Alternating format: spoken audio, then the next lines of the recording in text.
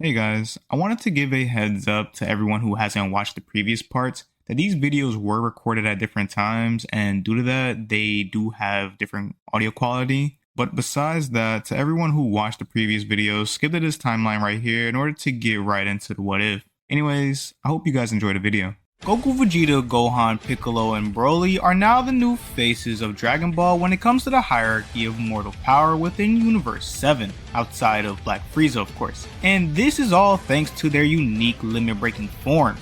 MUI, UE, Orange, Beast, and whatever the hell Broly does are a huge contributor to why these 5 characters are so powerful. Not only do these transformations give our heroes a massive increase to power, but 3 out of the 5 of them work in tandem with a unique ability. And with all these cool new forms given to these characters, it made me wonder, what if the Earthlings had limit-breaking forms? What would they look like? How would they get them? What would they symbolize? And most importantly, what would they do? Now before we jump in, let's see if we can give them a catalyst as to why they would seek such power in the first place. We could say that after the events of the Tournament of Power, the Earthlings would realize how far behind they've fallen, and instead of just sitting on their hands, they decide to look for a way to get stronger, and quickly, seeing as they don't know when Zeno could pull another stunt like this again. On top of that, who knows if he'll be as lenient as he was last time with the outcome of the tournament. So they'd focus on gaining strength as quickly as possible. However, having no idea where to begin, this would lead each of the Earthlings to start at the beginning in hopes of stumbling across something, anything that could help. For Krillin, he'd go as far back as the Orient Temple. For Tien, he'd uncover the history behind his dormant third eye. And last but not least, Yamcha would do... Now that I think about it, Yamcha really was just a teenage bandit back in the day. In that case, we'll just come up with something for him later. Anyways, let's begin. Starting off with Tien, we could look at his most prominent feature and potentially create a form derived from that. That feature obviously being his third eye, as this eye actually has a lot of history behind it, both in fiction as well as in the real world. But for this video, we'll just be focusing on its relevancy within a 16th century Chinese novel known as Journey to the West, which for those who don't know, is what Dragon Ball was inspired by, and within this novel, Tien shares similarities to a character named Earthlings Shin. I hope I'm saying that right. A powerful warrior god who had a third eye upon his forehead, otherwise known as the Eye of Heaven. However, outside of sharing this feature as well as another ability, that being the cloning technique, this is where the similarities mostly end outside of how each of the characters was portrayed in each series. The thing is though, Earthlings Shin had a multitude of abilities that Tien doesn't, and this is where I believe we could find what Tien's form would provide in terms of unique abilities. Not only could Earthlings Shin clone himself and use telekinesis, but he also had the ability to control elements like fire, water, and wind, the ability to summon divine beasts, and last but not least, he had access to the Eye of Heaven, which allowed him to see through illusions, detect lies, perceive hidden things, and fire destructive divine energy beams. Now, out of all of these abilities, I feel as if 2 of them are all we need in order to have Tien rival the big 5. Those being telekinesis as well as the Eye of Heaven, which we will change a few things about in order to make it more combat oriented. Now you must be thinking, doesn't Tien already have the Eye of Heaven since, well, it's sitting right on top of his forehead? And you'd be right, but also wrong. Right as in yes, the physical eye is there, but wrong due to the little known fact that all of its abilities are mostly dormant. For those who don't know, Tien actually never got access to any of his third eye abilities due to his dark upbringing locking away its full power. Unfortunate for our bald friend, this information gives us a direction for how Tien would acquire this form. That simply being that he would find a way to awaken his third eye. Now he could just ask Shenron to awaken it for him, but that would just be boring and most importantly, lazy. What I say Tien could do is ask Shenron one important question, that being, where are the people of the Three-Eyed Clan? As these people are who Tien is a descendant of. However, the series never shows us who they are. All we know is that they're not human and they're not from Earth, meaning that Shenron's answer would lead Tien to a planet that none of the Z Fighters have ever visited before. So with the help of Shenron or Goku, Tien would make his way there. From here, he'd introduce himself and ask for their help. After this, we can say that for the next year or so, Tien would train on this planet, where he would spend most of his time meditating and learning how to gather Genki from the world around him. Yes, instead of making this a form that relies on normal or God Ki, I think it would be more fitting to make this form rely on life energy, as it's ironically the same type of energy Tien uses when he uses the Neo Tri-Beam, which explains why that move was so powerful. Once he learns how to do that properly, the last step would involve him focusing all that Genki at the center of his forehead, right where his third eye lays, and after a few hours of practice, the Eye of Heaven would awaken, causing a massive surge of Genki to envelop the warrior, introducing us to what I would like to call Enlightened Tien. Now that we know how he could get it, let's explain what it can do. Not only would this form give him a major power boost and the ability to use telekinesis, but he'd also have access to his third eye's abilities, which we will touch up now in order to make them more combat focused. We'll do this by taking one of its original abilities and just tweaking it, that being the ability to see hidden things, which we will now say grants him the ability to see the weak points in his opponent, and with the use of his crane fighting style, he could attack accordingly. Now with a form that could rival the Big Five, who exactly do you guys think Enlightened Tien could beat, assuming that his power is equal to everyone else's? And how would you feel if Toritaro introduced a form like this for Tien in the future? Now with one Earthling out of the way, let's move on to the next, that being Yamcha. However, unlike Tien, whose third eye has lore outside of the Dragon Ball universe as well as a few nods inside of it, Yamcha doesn't really have anything like this, and even if we look towards who he's based on, there isn't much we can get from him. However, there is still something. For those who don't know, Yamcha, just like Tien, is based on a character from Journey to the West, this character being Sha Wujin, who was originally a general in heaven, but due to an incident that angered the Jade Emperor, he was exiled to the flowing Sand River and reincarnated as a terrifying man-eating demon. Now if you're wondering how this character is supposed to be who Yamcha is inspired by, there's more within Sha Wujin's tale that shares similarities to Yamcha at the start of Dragon Ball. However, that isn't important as it doesn't give us anything to work with in order to give Yamcha a limit-breaking form. The only thing of importance from Sha Wujin's story for this video is his reincarnation into a terrible man-eating demon, as this can give us the skeleton we need to have Yamcha's limit-breaking form take shape. The way we can use this is that we can essentially say that this transformation turns Yamcha into a wolf-like demon.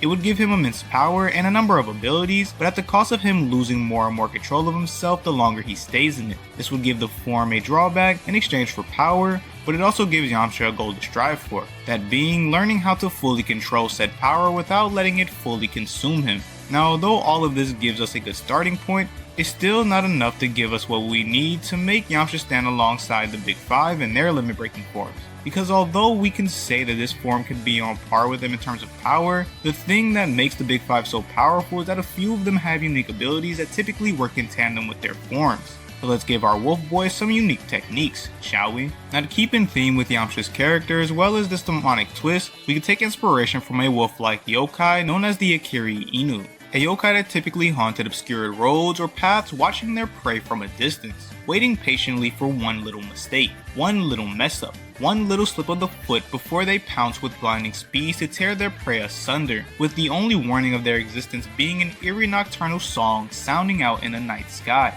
Now with the Akiri Inu, we can craft abilities based on its folklore, which we will discuss a bit later. Now that we essentially have everything we need for this form to come to life, the next thing we need to do is explain how he would stumble upon it. We could say that after a few weeks of rigorous training, Yamcha would essentially come to the conclusion that he's hit a wall, one that he's not too sure he can overcome.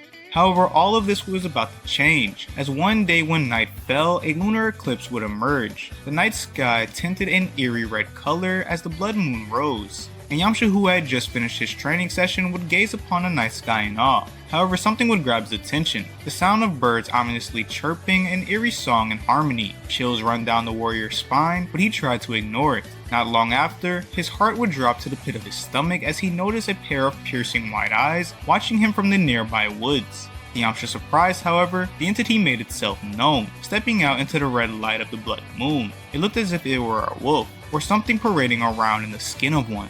It would gesture to the warrior to follow it, disappearing into the woods ahead. Yamcha, being curious, would decide to follow, and after what seemed like an hour of walking, he'd essentially come to a river. The wolf would then stop in his tracks and turn to the warrior, watching him from afar, and moments later, it would sink into the river below. Yamcha watched confused, however he suddenly felt a dark presence beginning to emerge from the waters in front of him. To his horror, what arose from those depths was neither man nor beast, but some twisted amalgamation of one. The demon would glare upon find his new host in anticipation, and a fight would ensue. Yamcha and his demon would battle for what seemed like hours. The warrior would begin to grow tired, and the demon's attack grew more ferocious. It seemed as if with each drop of blood it drew from the battered warrior, the stronger it became. However, Yamcha never backed down, but spirit alone couldn't help him win this fight. As his blood pooled in front of his weakened body, his vision grew blurry as he fell in and out of consciousness, watching the demon open its gaping maw. And with one loud crunch, Yamcha would awaken the fields he was in a few hours ago, the sun shining upon his face. No blood moon, no ominous birds, no strange wolf, and certainly no half-man, half-beast demon. However, there was a noticeable scar running across his entire upper chest and back, one of jagged teeth.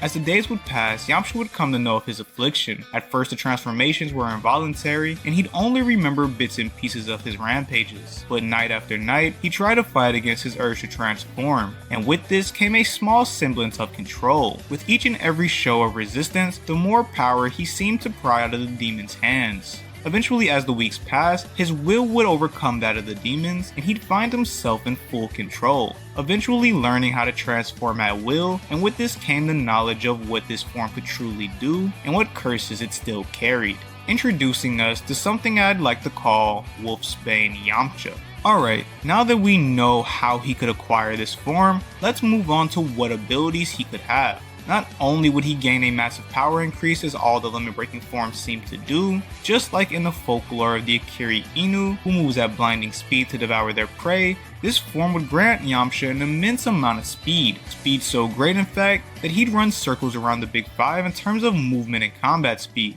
However, due to this, it wouldn't be as strong in terms of pure defensive and offensive power as the others. But to compensate for this, this is where the other ability would come into play. That being something that I'd like to call fear inducement, which would allow the user to not only cause fear within their opponent through every drop of blood they drew, but they'd also get faster the more fear they induce, thus making it so that their opponent is more reckless due to their fear increasing.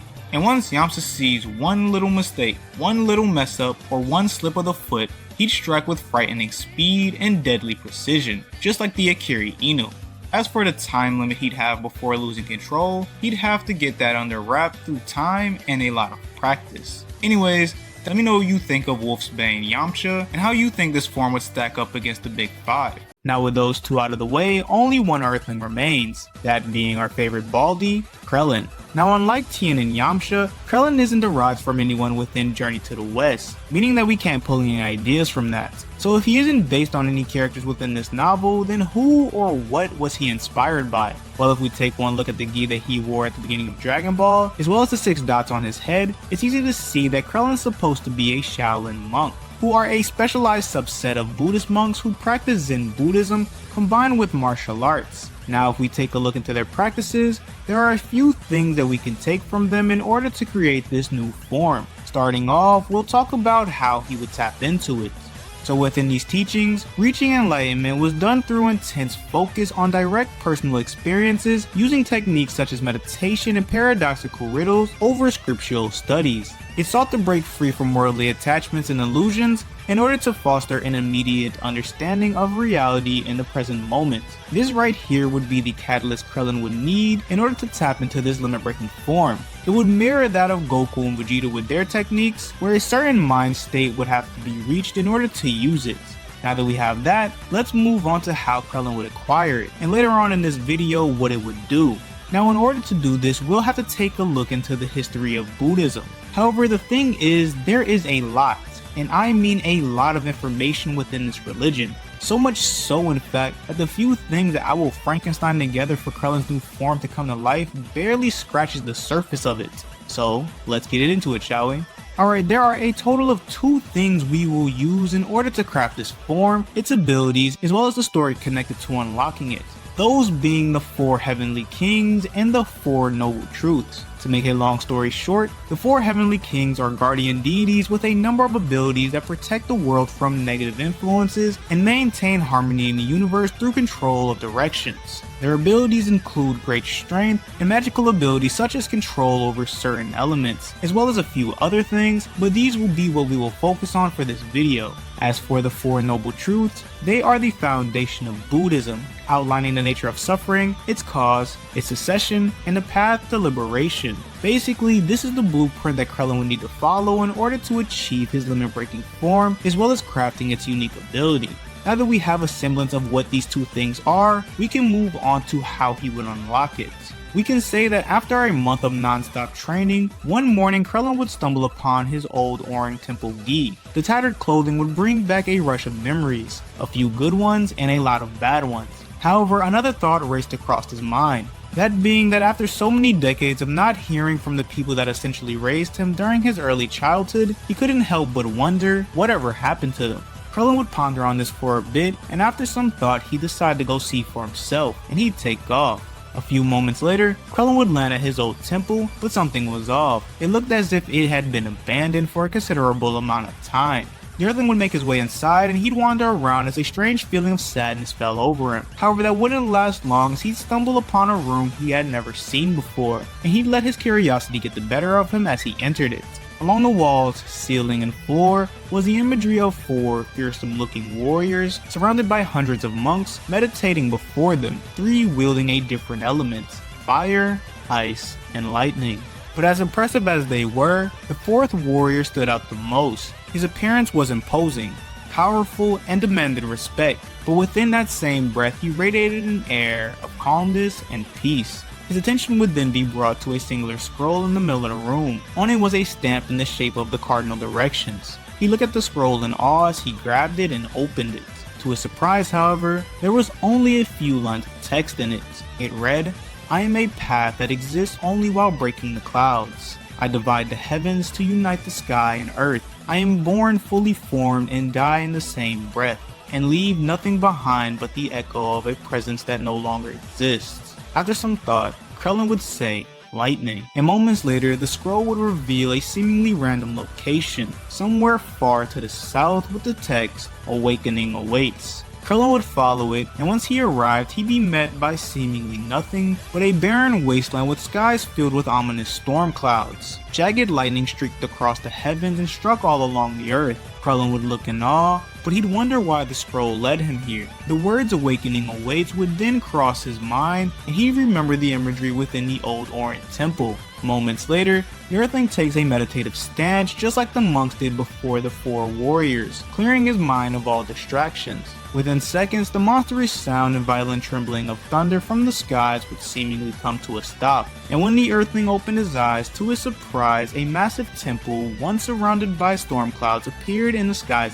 above. He'd then be greeted by one of the warriors he had seen on the walls within the Orange Temple. The warrior would then ask Krillin what was his purpose for seeking out one of the Heavenly Kings. Krillin would ponder upon this question as he really didn't think it through, but he answered that he was in search for power in order to protect his loved ones. The Heavenly King of the South smiled and he tapped the Earthling on the forehead, separating his soul from his body. From there, Krillin would train for an entire year alongside the warrior. He taught the Earthling two things. The first was how to move like lightning, how to strike with jagged form, blinding speeds, and deadly precision. The second and most important, he taught the Earthling how to embody one of the Four Noble Truths, the truth of suffering. After his training was complete, the Heavenly King said his goodbyes and reconnected Krillin's soul to his body. The Earthling would then awaken within the world of the living with only an hour passing by. From here, the scroll would pose the warrior another riddle and he'd continue his journey going to the east and west. From there, he'd meet the two other Heavenly Kings, learn how to move like fire and ice, and lastly learn how to embody two more of the Four Noble Truths, those being the truth of craving and secession. Lastly, the scroll would lead him to the Heavenly King of the North. However, this king did not teach Krillin how to move like any worldly elements, but instead he taught Krillin an extremely powerful technique, one that he'd be able to wield within the world of the living if he could embody the final of the Four Noble Truths, the truth of the path of liberation. And after what seemed like 5 years, Krillin would finish his training with the Heavenly King of the North. Once back in his body, Krillin would ponder upon how much time had truly passed compared to how it felt. Although only 8 hours had passed in the living world since the start of his journey, to him it felt as if more than half a decade had gone by. However, moments later, he put that thought aside and he tried to manifest everything he learned in one breath. And after a few minutes, he'd awaken into a new form, introducing us to something that I like to call Eightfold Path Krillin. Now that we know how he would acquire this form, let's quickly go through what abilities it would have. Just like the previous two Earthlings, as well as the Big Five, this form will of course grant a massive increase to power. Alongside this, Krillin when in this form would be granted the ability to wield fire, ice, and lightning in the midst of combat, enhancing their potency with the use of his ki in order to allow these worldly elements to cause damage to his opponents. And last but not least, an ability that I'd like to call pacification. When using this technique, Krillin's attacks no longer cause any physical damage, but instead with each strike he lands, he attacks the opponent's soul, cleansing and pacifying with each touch, slowly but surely eliminating the malice within their hearts for a small period of time, causing them to reach a point where the thought of inflicting pain upon another hurts more than actually taking an attack, essentially allowing Krillin to put his opponent into submission without physically hurting them. Anyways, let me know what you think of Eightfold Path Krillin, and how do you think he would fare against the Big Five? Now that we have all of their limit-breaking forms, we can finally move on to how these transformations would affect the story. We'll do this by shortly going over the TOP and then covering every following arc. However, before we continue, I'd like to add two things to this what if. The first being another ability for Tien's enlightened form, in order to give him a more unique technique like the others. We'll do this by simply giving his Eye of Heaven access to something I'd like to call Future Sight, which would allow Tien to see a few seconds into the future whilst in the midst of combat, with the only caveat being that he has to have line of sight of his opponent, essentially letting him see the attacks of his enemies before they make them, making him seemingly untouchable unless his opponent's attacks are faster than his reaction time or they attack from his blind spots. The next thing I want to add before we begin is that I'll be taking the versions of the Earthlings from my How Strong Could the Earthlings Be If They Trained Efficiently series to tell this story, as I feel as if these forms would be the true conclusion to their stories instead of MUI. Alright, with that address, let's get into it, shall we?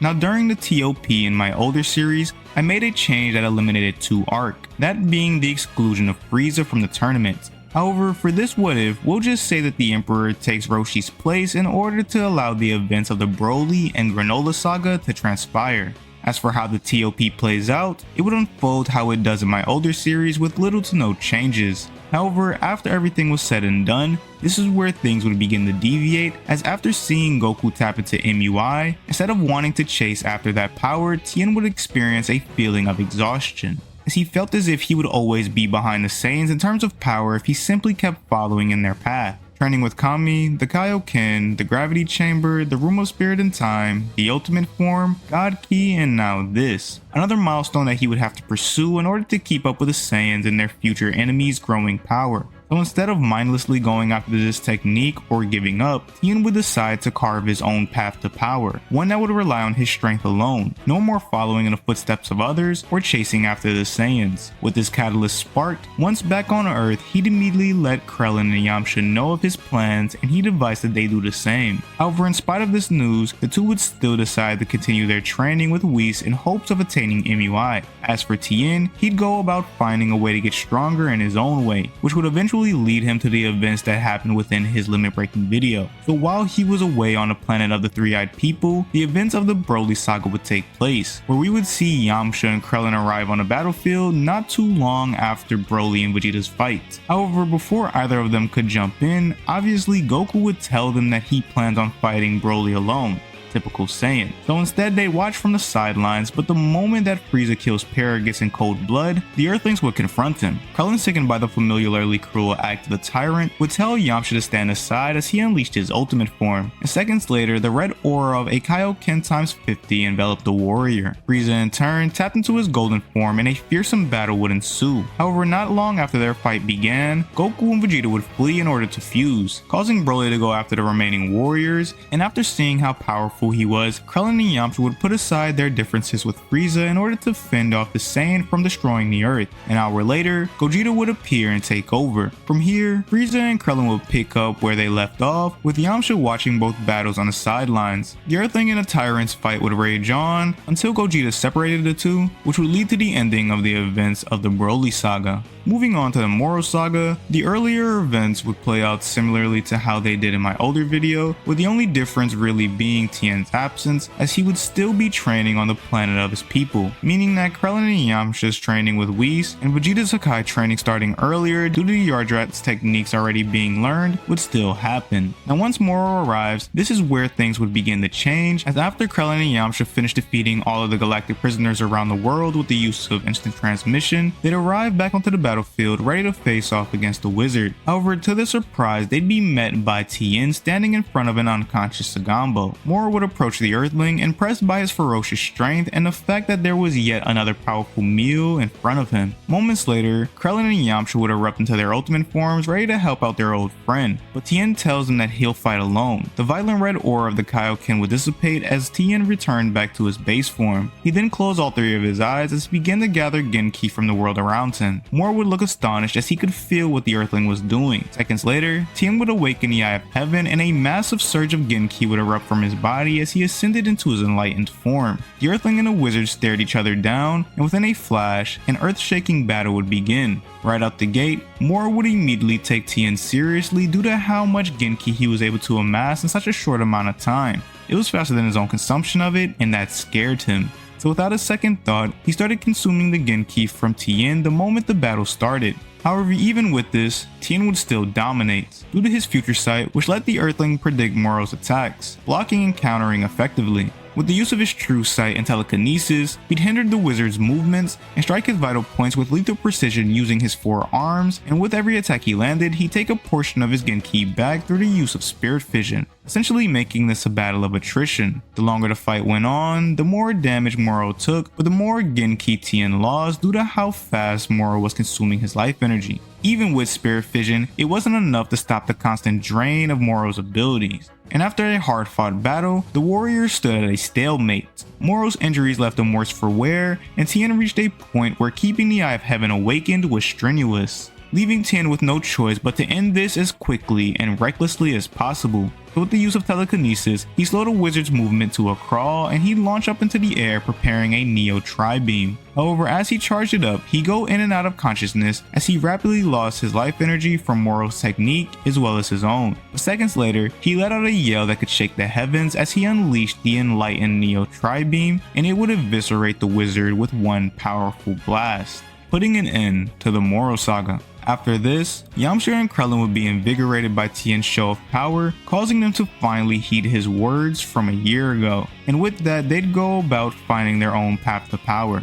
Next up, we have the Granola Saga, and within the time between this arc and the previous one, Yamcha would have recently acquired his limit-breaking form. Now with his confidence through the roof, he decided to challenge one of the Saiyans to a sparring match, specifically with Vegeta in mind due to several reasons. However, the moment he arrives at Capsule Corp, he'd be surprised to see Goku, Vegeta, Bulma, and Chi-Chi were conversating with people he has never seen before. From here, Yamcha would decide to join the two Saiyans on their adventure as he didn't have anything to do right now, and whoever this guy was claiming to be the strongest in the universe would be a great way for him to test the limitations of his new form. So after sparring with Vegeta on the way to planet Cereal, the three would arrive and the events would play out like they do in canon, only with Yamcha being present and watching Goku and Vegeta's battle from the sideline. However, this would change the moment that Vegeta falls out of his ultra ego in his battle against Granola. Seconds after he does, a low, deep, and menacing howl could be heard in the distance, and they'd sense a massive power closing in on their positions at frightening speeds. Yamcha would jet onto the battlefield and with all the momentum he built up, land an attack so powerful that it would send Granola flying. Vegeta would stare in awe at the Earthling's display of speed,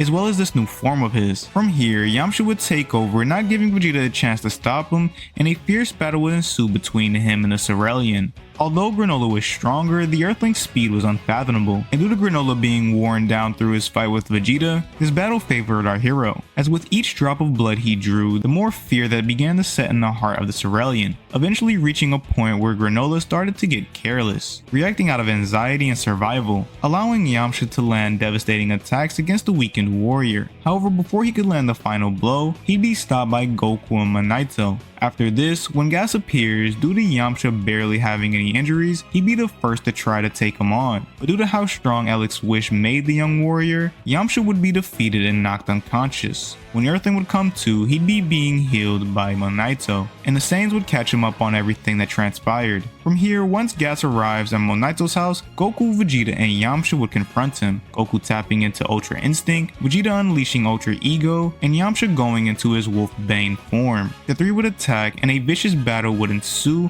However, due to Yamcha's involvement, the trio would have the upper hand, as Yamcha's fear inducement would cause Gas to get irritated and reckless, allowing them to bring the warrior to his knees. But moments later, the tides would shift as Gas's body exchanged his life force for more power. From here, this is where Vegeta would tell Goku to go and find his own Ultra Instinct and let them hold off Gas. But due to how long Yamcha had been in his Wolfbane form, a few seconds later, he'd begin to lose control and he'd lash out as the spirit of the demon took over, causing a three-way battle to ignite, with Vegeta being the first to fall due to Gas taking advantage of Yamcha's feral state to cause fear inducement onto the Saiyan, and once the prince was down, Gas would quickly defeat the Earthling. From here, events would play out as they do in canon, with the only difference being that Yamcha would watch as Frieza dismantled both MUI Goku and UE Vegeta, thus putting an end to the Granola Saga.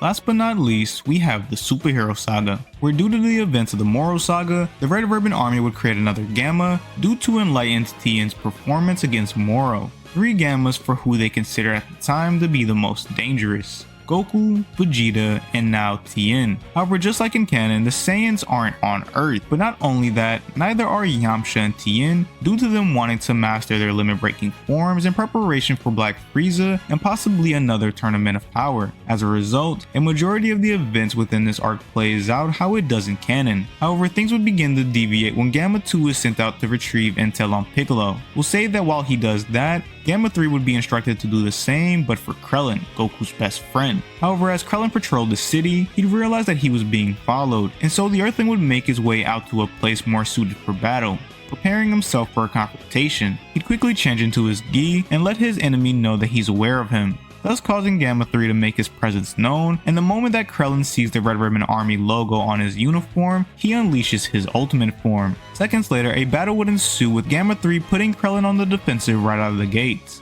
As a result, Krillin would be engulfed by the red aura of the Kaioken times 50, and he'd begin to even out the scales. However, as the fight raged on, Krillin made note that he was getting tired, as using the Kaioken at such a high level alongside constantly focusing on the healing technique took a lot out of him. So knowing that his opponent would never waver, he'd go back into his base form, catching the android off guard. From here, Krillin would clear his mind of any distractions, letting go of everything, and he'd focus on the 4 noble truths. Seconds later, he awakened into his 8-fold path form. His power surged tremendously, and just like lightning, Krillin ended the fight within a flash. As with his control over elements, he wrapped his fist in a massive ki-infused fireball, and with a punch, he'd propel said attack at blinding speeds right at the android's chest, causing a massive explosion, and when the smoke cleared, Gamma's 3 body was incinerated beyond recognition. Now aware of the Red Ribbon's return, he thought to get in contact with the others on Beerus' planet, but he felt that he was capable enough to take them down alone. So he'd get in touch with Bulma to see if she knew about where their base could possibly be, and realizing that this was the threat that Piccolo was hinting at, she'd let him know that he should know.